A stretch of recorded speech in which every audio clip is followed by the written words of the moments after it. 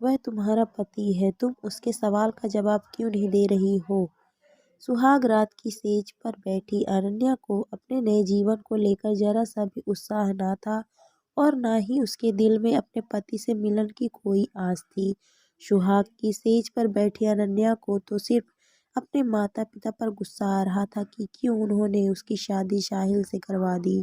अनन्या एक उच्च मध्य वर्गीय परिवार की बेटी, अपने माता पिता और बड़े भाई की लाडली थी। पूरी रिश्तेदारी में सिर्फ अनन्या के माता पिता की आर्थिक स्थिति बेहतर थी। इस कारण से उनके दोनों बच्चे कॉन्वेंट स्कूल में पढ़ते थे। वहीं कई रिश्तेदारों के बच्चे तो आज भी हिंदी मीडियम स्कूल में ही पढ़ रहे थे। इस बात का अनन्या को शुरू से ही गुरूर था। वह कभी भी अपने रिश्तेदारों के बच्चों से घुलती मिलती नहीं थी।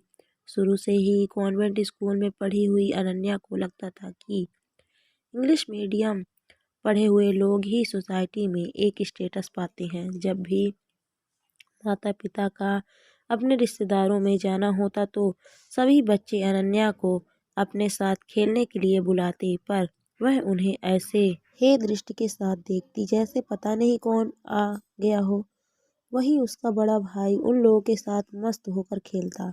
अपनी इसी सोच के साथ अनन्या बड़ी हो रही थी और स्कूल से कॉलेज में आ चुकी थी। वहीं अनन्या के भैया ने अपना नया नया रेस्टोरेंट का बिजनेस चालू किया, जिसके लिए उन्हें कुछ पढ़े लिखे लड़कों की ज़रूरत थी। उन्हीं में से एक था साहिल। साहिल हिंदी मीडियम स्कूल से पढ़ा हुआ होनहार और ईमानदार लड़का था। साहिल दिखने में भी काफ़ी हैंडसम था, पर इंग्लिश पर उसकी अच्छी कमांड थी। वह भैया के रेस्टोरेंट में मैनेजमेंट संभालता था। साहिल से अनन्या की मुलाकात भैया के रेस्टोरेंट में हुई थी। तब साहिल को देखते ही अनन्या एक बार तो उसको देखती ही रह गई।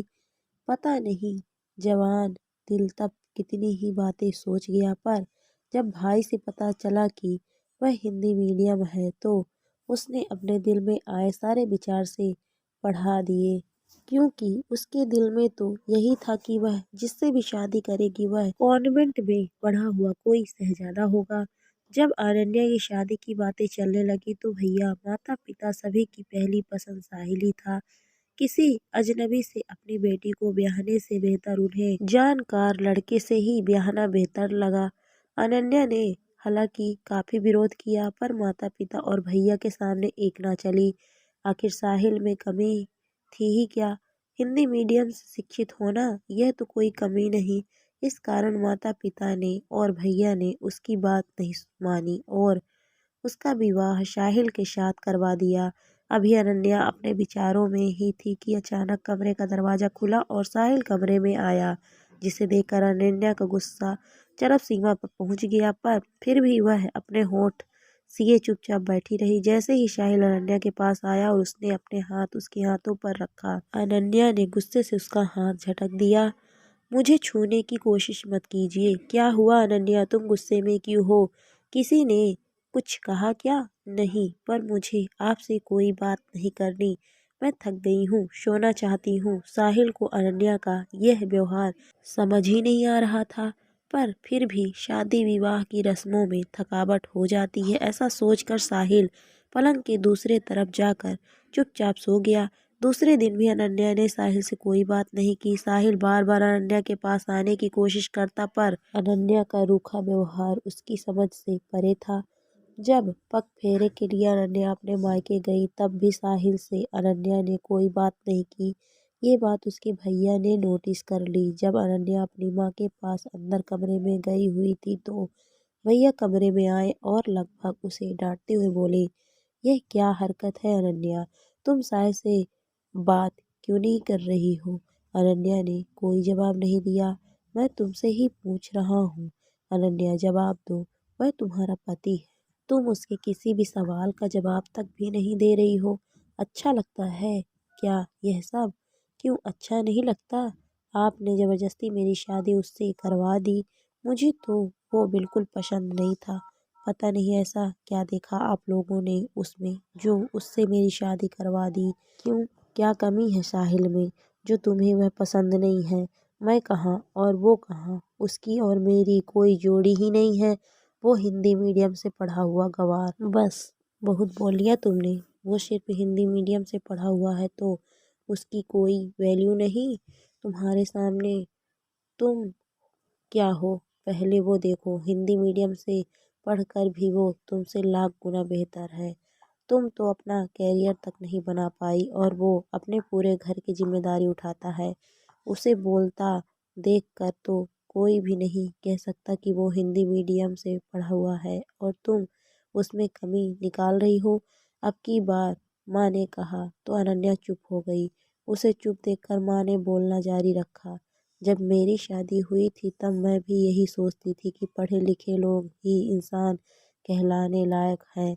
मैं अपने ससुराल में सबसे पढ़ी लिखी बहू थी, इसीलिए मैं किसी को इंसान भी नहीं समझती थी। जब चाहा जैसे चाहा किसी को भी जवाब दे दिया। मुझे कोई फर्क नहीं पड़ता था कि किसी के दिल पर क्या चोट लगती है। मेरे देवर ननद मुझसे जब भी बात करने की कोशिश करते तो मैं झिड़क कर उनको दूर कर दिया करती थी।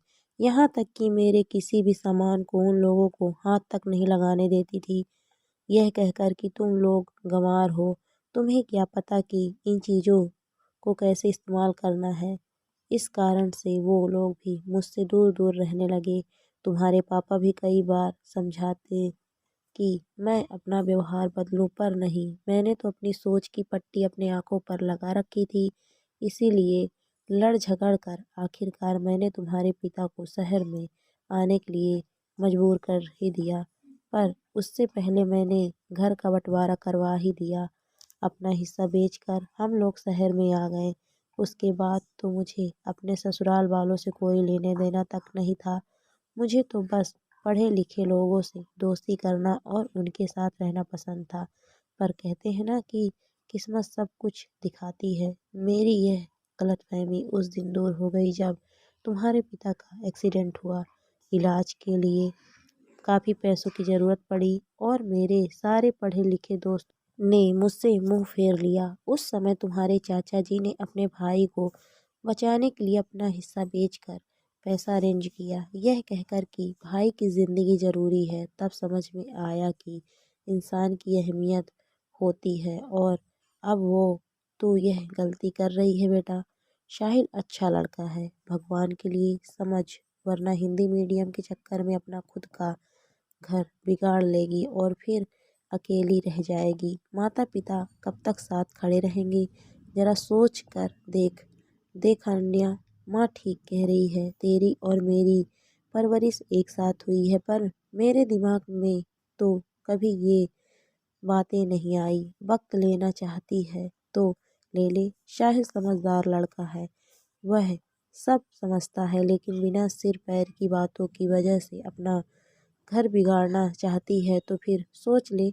हम कब तक तेरे साथ रहने वाले।